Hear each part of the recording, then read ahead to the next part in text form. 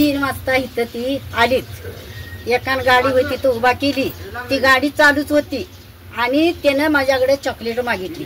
Chocolate मी इथं त्याला 5 ठेवली, त्याचं पैसे त्यानं इथं ठेवलं आणि भरणीला टोपान मी लावायला लागल्यावर कनी त्यानं गळ्याचे हात घातला, ते तोडलं, ते नेलं, घेऊनच पळाली होती. तर गाडीवर बसला ती पळाली, तर मी तिकडनं बाहेर पडून जाऊ तर त्यांची गाडी तिथपर्यंत गेली.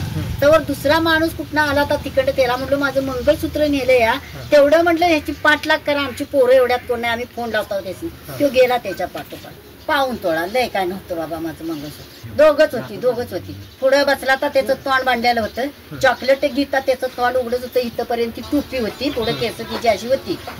पोलीस येऊन गेले. ते मणी इथं ते पदरी तुटून 3 मणी पडल्याला बी ते गावल्याला त्याचा फोटो मारून नेलाय. त्यांचं काय इथं काय पडलंय का?